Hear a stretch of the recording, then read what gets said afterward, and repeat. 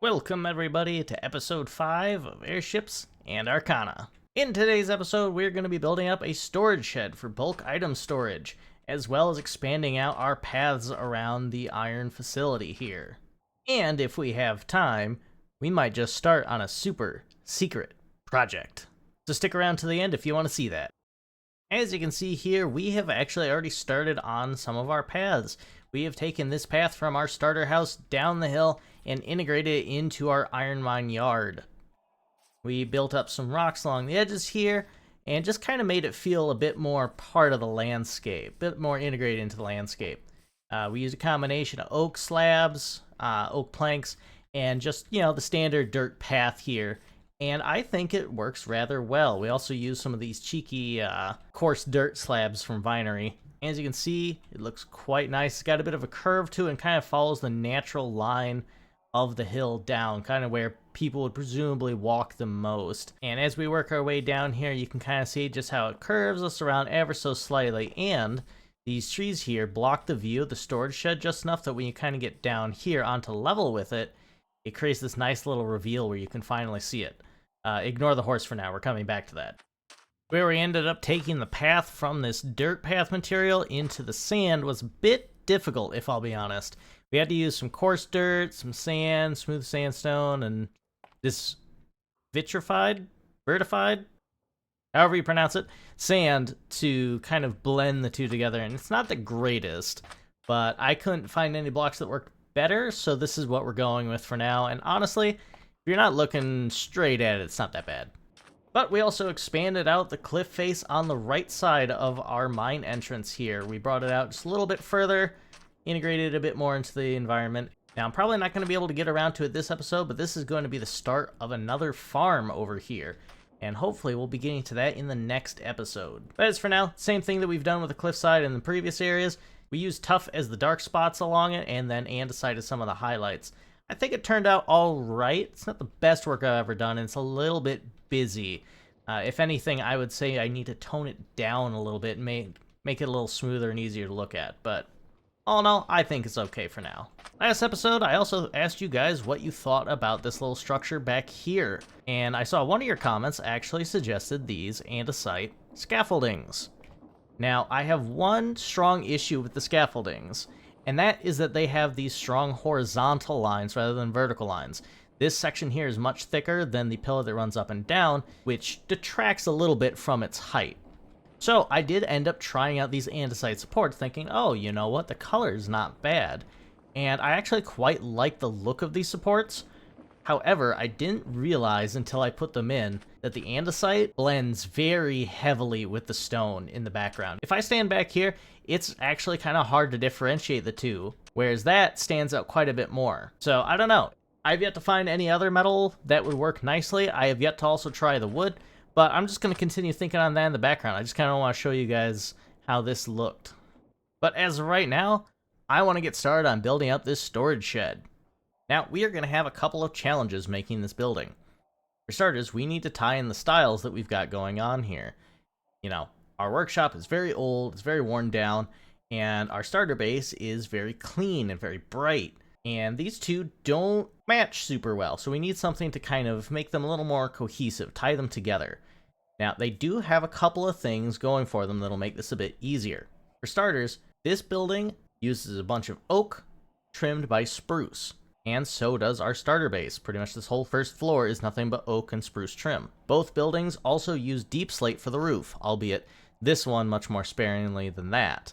So we need to take some of the similarities we have here and keep those in mind while we're building up this building to hopefully tie them all in together, make them feel just a little bit more like they were all built by the same people. Now to help us with this project, we went ahead and made ourselves a new glyph, the Conjure Mage Block glyph. And what this allows us to do is simply conjure mage blocks. Now, these are very vibrant, very obviously not part of our build, so they're perfect for measuring out things and just kind of getting an idea of scale and positioning in relation to our surroundings. And then with this other glyph that we got here, we can just make them disappear just like that. Perfect.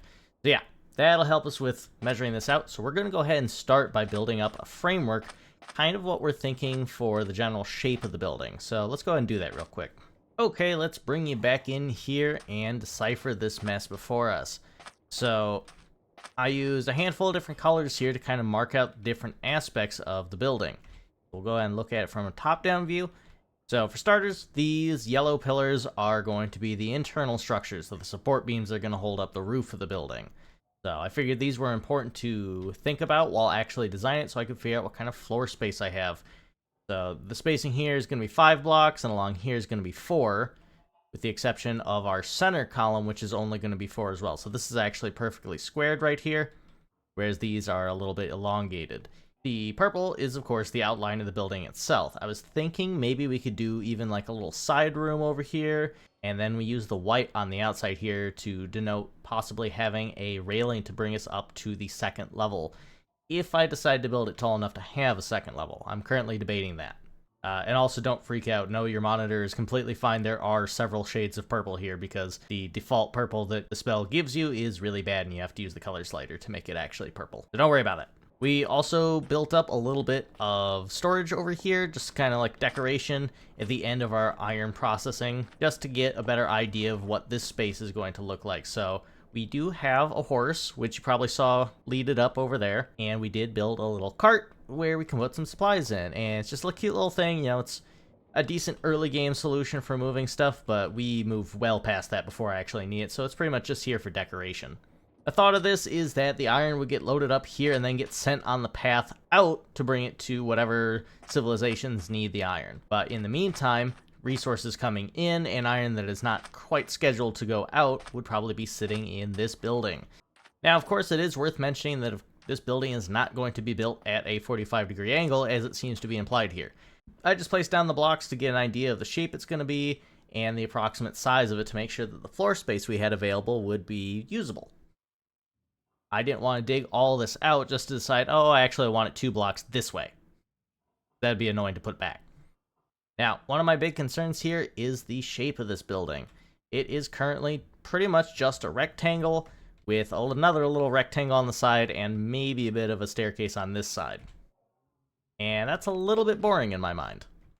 Now, it does make sense. It's a storage building. It's not really designed to be like super fancy or intricate. It's built to hold stuff, and that's pretty much the end of its purpose. But despite that, I think we're going to go ahead and just press on with it. If we end up not liking it further in, we can make tweaks to it, of course. I mean, this is Minecraft. We can always place and break new blocks and change it as we see fit. But I think the space available is pretty good. It's very large. We should be able to fit a ton of storage in here. And all in all, I think it should be decently workable. So we're going to go ahead and dig this out now, and that'll meet you back up. Now with it lowered all the way down, you can kind of get a better feel for how this is going to be. You know, we're going to have our doors here. We're going to be able to walk in and have this big room with tons upon tons of storage in it. And we'll have a little side room here, probably have the door something like that. Might make this a little bigger. But as you can see, at this level, which is level with the surrounding area, we are going to be underground in most points of this building.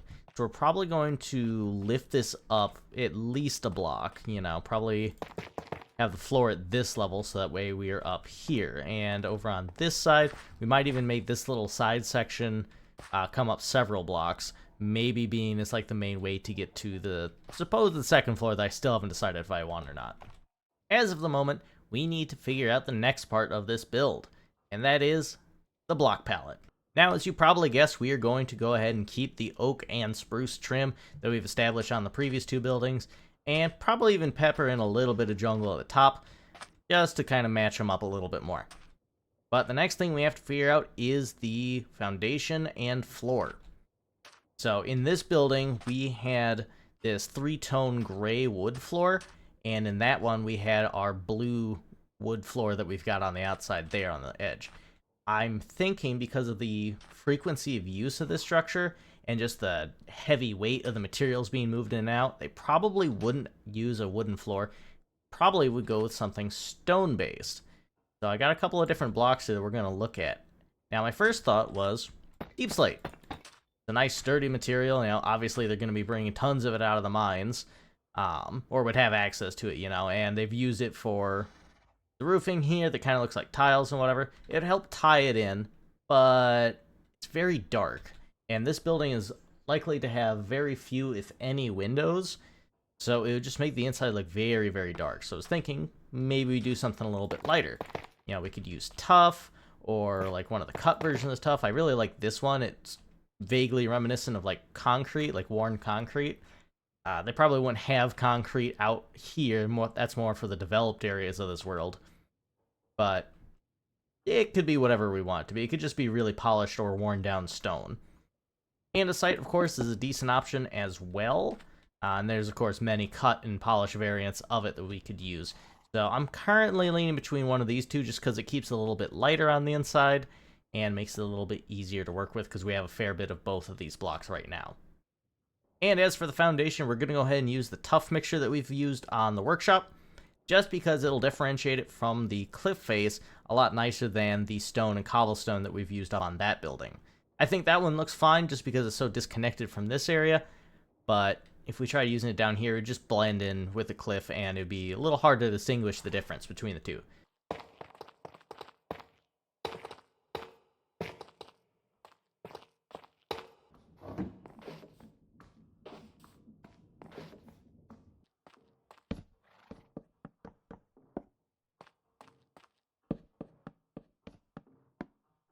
And now, despite the rain, this is where we're at. We got some of the foundation in, and we also got our floor in.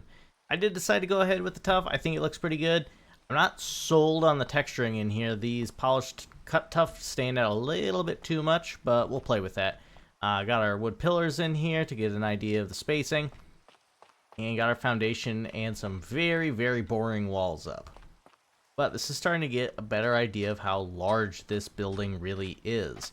But if we look at it from up here, you can kind of see that it is dominating the space that we have available down here. I'm almost wondering if it needs to be pushed back into the mountain a little bit just to make it feel a bit more open. Especially as further we detail on this, it's going to jut out further and further with all the like overhangs and all that kind of stuff. And so now, here we are guys, several hours later, and in the process of pushing the building back, we got a little bit distracted and ended up building most of the rest of the building. So let's go ahead and walk through this and see what we've done so far. So let's start by just giving a general look at this thing. As you can see, we went ahead and added our second floor that we were kind of debating about. Add a nice curved roof here, and then a double slanted roof that brings us down onto the side of the building here. We also added an item vault on the side here. Not really sure what purpose it has, but got a way to add items to it right there. And these nice little supports on the side. Have these nice little warehouse-looking windows along the edge that use some of the same techniques we used on our workshop. And of course, the whole thing is still the oak and spruce combo like we were talking about earlier. I also used this thinner to larger pillar design that we ended up using on our starter base, as you can kind of see right there. So that ties those two in a little bit together as well. We also added this little sign here, and it is actually Galactic Standard Alphabet, albeit a little bit stylized. And it's just the letters NSE. Absolutely no idea what that stands for at this time. It's probably something to do with this mining operation. If you have any ideas, go ahead and drop them in the comments down below for what that might stand for. But the main thing I wanted to show off here, guys, was this door. This thing makes me unreasonably happy. I spent quite a lot of time on this door alone, as it was giving me some troubles. But let's go ahead and look at it now. So we have this pole that it runs on here. It's, it's a classic sliding barn door type deal. And these grindstones are actually intersecting the blocks of the rail here. And it gives us this impression that these are like rollers that this whole thing moves on. We go ahead and press this button here. Oh yeah, look at that. That is awesome. I love that so much. So let's go ahead and look at how this actually functions. If we go into fly cam here and look under the ground, you can see it's just a minecart contraption that's kind of clipping through the blocks here, and it is on a very short rail. And on either end we have a powered rail and some redstone running to those rails. And all this is hooked up to a powered toggle latch, which is hooked up to an observer, which reaches our button. So basically what happens here is when we push this button, it sends a pulse into the observer, which toggles the latch on, giving the minecart enough oomph from the powered rail to send it down here. But because then the observer also detects the stone button turning off, it toggles the latch again, turning off this rail before it actually gets there. So we can see that here. Yeah, just like that. And you can see it ends a little bit before the minecart gets all the way on, so it's actually not fully up against the edge of the blocks. It's kind of sitting halfway into the block space, which, in my opinion, very cool, because it actually makes it look like, you know, someone got this door just close enough and was like, nah, I don't need to get any further than that. I've done my part here. I'm going home. I had originally built this using Create's pistons, and while it was a good idea at first, I quickly realized that there was no way I could actually get these to intersect the blocks here and clip through, because Create's pistons don't actually behave the same as a minecart contraption. They push solid blocks even while it is in contraption form, and thus it would basically get stuck anytime it tried moving. It's a little bit unfortunate, because it would have been a little cleaner to do, but ultimately, I think this system works great. And I mean, I just love looking at this thing opening and closing. Like, look at that. Oh, makes me so happy. But if we go ahead and pop inside here, as you can see, we haven't actually done any of the interior, really. We added this side of the item vault, so this can pull out items. No idea what it's used for currently, just kind of thought it looked cool. And we've also got these rafters up in the ceiling here. Once again, using the dark oak to kind of give that impression of shadows up above. I don't really like how bright the ceiling ended up, but there's not a lot I can do about that, as this is all visible from the floor above. And I could change it out, but I think it's alright for now. Later, we'll end up putting in all of our storage units along the walls here, and then some details and whatnot, but that will come down the road. We also have our little side building here. Need to put a door here eventually. I keep forgetting. Actually, I might have one on me. Perfect. Oop, there we go. So yeah. Got a little door here so we can access it from the side, and we'll eventually do something with this room and the rest of the interior. Got some more random storage out front here, just kind of piled up, making it a little more interesting. And then we've got our staircase. And on this side of the building, we also have this panel here, and I thought, you know, this wall is just kind of boring. If we step back and look at it, it's just very bland. There's not a lot we could do with it. Even the texturing wasn't quite enough, in my opinion, so I slapped down these copycat panels and put some metal blocks into them. And it looks like someone patched this part of the wall. Like maybe something ended up, you know, rotting through or something whacked into it and they needed to put a patch on it. And I think it looks pretty good. Like someone was just like, all right, drill as many screws into this as possible so it doesn't ever fall down again. Then if we make it up here, we can see we've got a little bit of a balcony. And yet more storage, a little window, and the main doors to the NSE Mining Operations Office, which we have yet to build. But that's okay, we will get to this at a later time. We didn't do all the texturing on the inside. As you can see, this back wall is completely untextured, and most of the other walls are only partially so. But as I don't currently know what I want to do in this space, we are simply going to ignore that. All in all, I think it came together pretty well. It definitely needs some more work, definitely needs a little bit more texturing. Like, this spot right here is a little bit bland. I almost want to make something like hangs off and down. I was thinking almost maybe like a crane to get boxes up to the top floor. I don't know. Right now, I think I'm just going to leave it. But I think we're going to go ahead and switch gears now and get started on some of the path work leading out of our iron mine facility and into the wilderness. Now, to do this, we are, of course, going to be using our marker blocks once again. These are going to be very, very useful for getting an idea of where the path is going to run and any obstacles we need to get rid of along the way.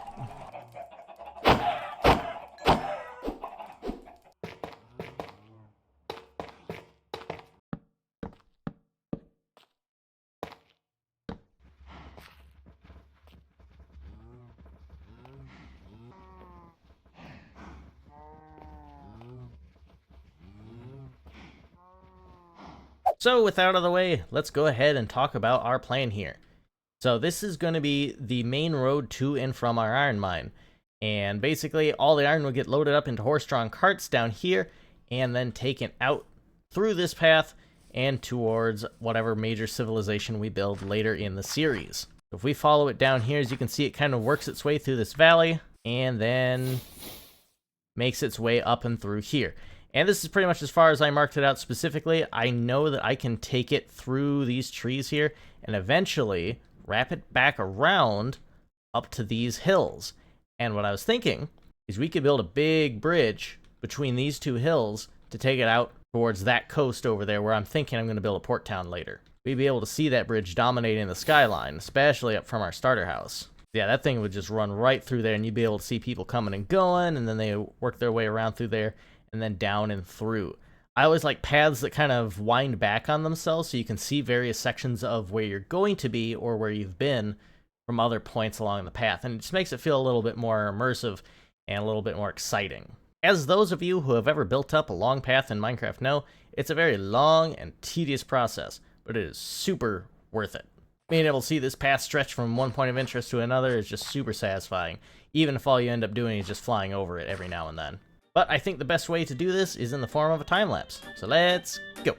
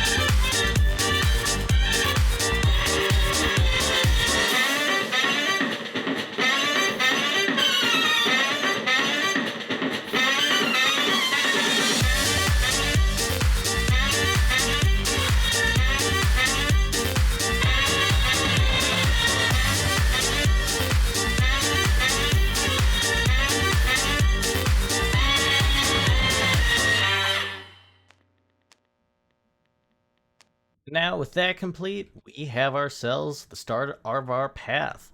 As you can see, it's pretty much just taking a straight line through here, but as we get further in, kind of rounds through this little valley here.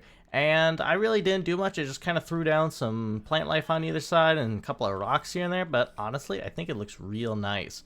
I'm not going to worry too much about like super detailing these paths. They are mostly going to be seen from the air anyways, except for the rare occasion that I decided that I want to take a little stroll through the world. All in all, I think it's alright. It did terminate here for now. We will continue it later, probably between episodes, and at some point we'll get around to building that large bridge to connect the two sides of our hills here. But as you can see on our map here, it's already making it look a lot more interesting. You can clearly see the route that people would have to be taking to get to and from our mines here. It's looking pretty cool so far. I'm quite happy. And now with that little distraction out of the way, I think it's time we shift our focus back to our storage building and actually build up the storage space itself. So we went ahead and swiped our drawer controller from our starter house, and this is going to be the center of our storage. So what this will allow us to do is pretty much just walk in here, click on it, and dump all of our stuff into the wall spawn walls of drawers we're going to have. And I think we are going to start placing some of these in real quick. Now, I originally built these full-size ones. I'm starting to think that maybe doing these half-width ones would be a little bit better, just so it doesn't fill up the space. Because if I do like this, yeah, that kind of detracts from the look of the pillars on the edges here. Let's go ahead and start making some of these drawers instead. Now, they do only have half the capacity of these ones. However, we can... I've got one here somewhere. There we go. We can make these upgrades, which quadruple the amount of storage that they can hold. So, and these are super cheap, just requiring wood and iron and yet more wood. And we've got tons of iron, so I'm unconcerned about making as many of these as we need. So yeah, I think for aesthetic purposes, we're going to go with these. I do need to decide now, should we go with the spruce or the dark oak? These dark oak ones look quite nice, and I think would help separate them from the pillars quite nicely. Let's make a couple of those and compare them real quick. Alright, let's see how this looks.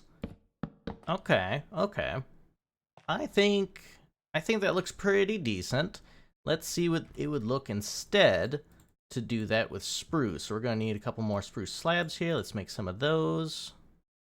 And we'll make one of those drawers like that. Perfect. What would that look like next to it? The dark oak is very dark, and the spruce does match our beams quite a bit. I wonder if there's any alternative options. Now, we could always go with a lighter color, such as oak, but actually, that might not be a bad idea. So there's oak. Now, that's not a bad idea if we entirely cover our walls. In fact, that actually might be what we go with, because then it keeps the same theme, and as you're not going to see the walls anyways for most of this space, it might not be a bad option at all. So, after thinking about it for a good minute here, I think, honestly, although it wasn't my original first choice, I think oak is going to be our best option. We're going to be covering most of the walls anyway, so we're not going to be able to see them, and it'll maintain the theme quite nicely within here. So, oak it is. And don't worry about all these extra drawers that we've got. We can always convert these down into storage upgrades later.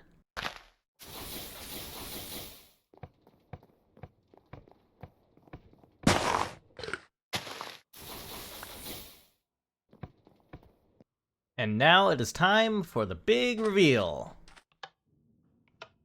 Oh yeah, we installed pretty much the entire room here, decorated up a lot, and we actually already began moving in most of our inventory as well. Not everything, there's still some stuff we're going to leave up in the starter house for now, but all the stuff like our resources, our stones, our wood types, they're all in here now. And we have a bunch of extra storage too for the things that like don't quite need an entire drawer dedicated to them. But yeah, I think it's looking pretty nice now. So we've got this deposit point that we can go ahead and drop all of our resources in. So if we have a bunch of coal, we can just go bink, and it disappears into the system, gets hooked up there, and that reaches all the way around to this wall and to this wall. But let's look at some of the decorations we've done here. The first thing is we've got this big cogwheel and these metal girders hanging from some chains from the ceiling. You know, in a lot of like old barns and stuff, you'll oftentimes see like pieces of machinery or whatever hanging from the ceiling just because it's easier to get it up off the floor and out of the way, and then it just stays there because nobody has anything to do with it. So yeah, that's kind of what I try to emulate here. I think it looks pretty good. We got some more storage around here using some of the mini blocks as little blocks of iron.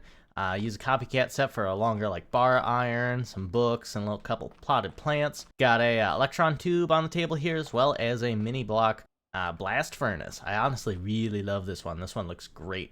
Up front, we got kind of like the work table area, got a toolbox on it. Got some more storage over on this side, a little statue, etc. And yeah, just more storage and whatnot, and, you know, diamond out on the table. A little trick I actually did with this is I actually used the lighting of the texture itself to enhance the scene here. So it's right next to a lamp, so the brightest point would be where it's highlighted on the texture. So just a little bit of detail that kind of adds to the immersion of the space. Added like a dirty looking banner up here, and we also have access to our silo. And I think I figured out what I'm going to do with this. If it's something that we can't just drop immediately in our storage wall here, we can just come out here and deposit it in there, and it'll just get sat in here, and then we can start pulling stuff out one at a time when we have the time to organize it into a space properly. Now, there's one more small piece of detailing I wanted to do to this space, but I wanted to do it with you guys so you can kind of see how this works.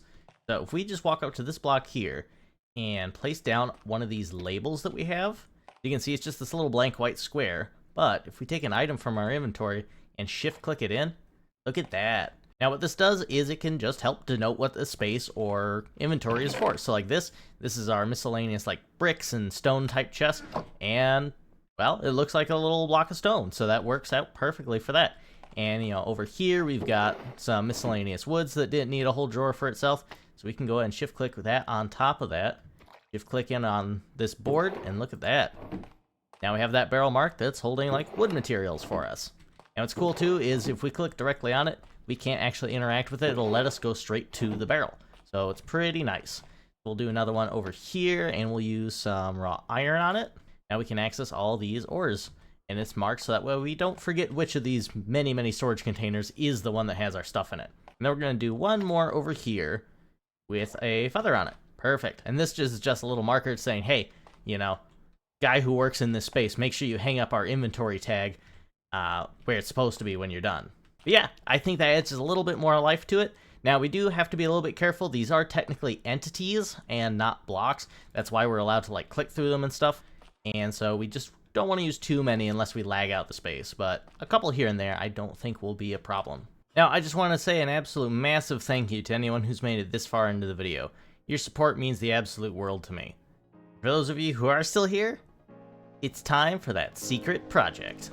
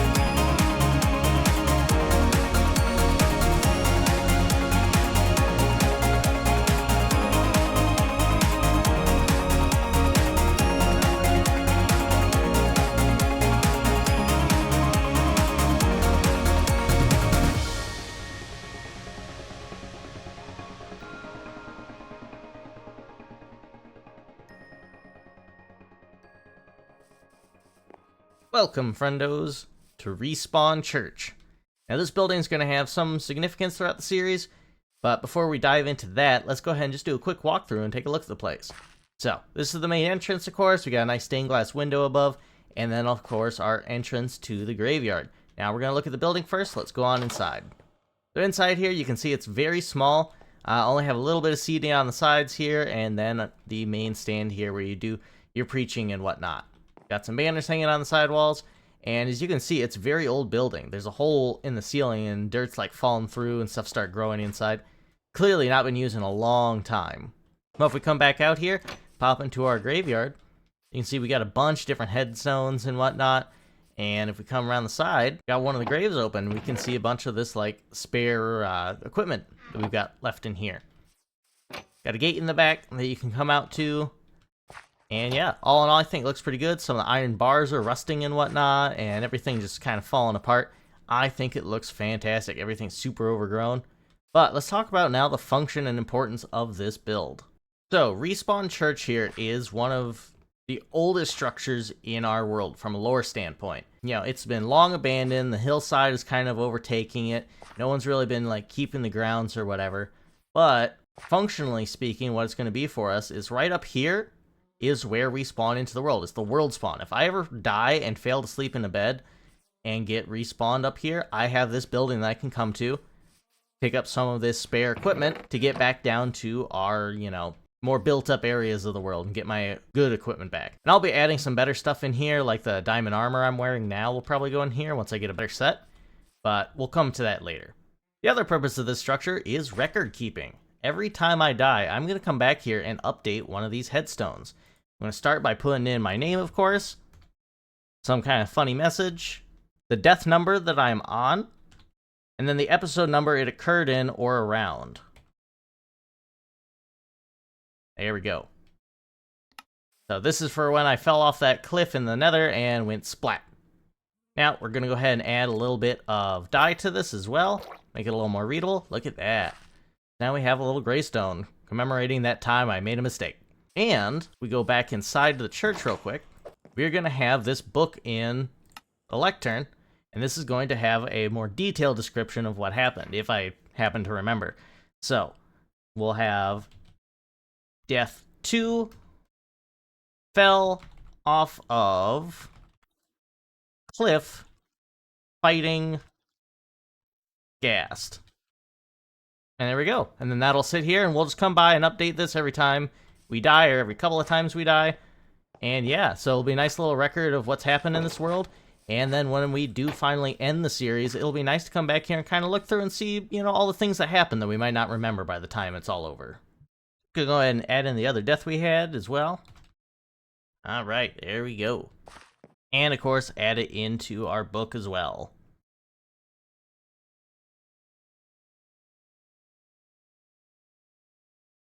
As of now, guys, I think we're completely out of time for this episode. We got a lot done, building up our storage room, moving all our resources in, as well as expanding out our paths and building the respawn church here. So, if you enjoyed, make sure you go ahead and slap a like on it, and if you really loved it, feel free to subscribe. Anyways, guys, I'll be seeing you in the next one. Till then, take care. Bye for now.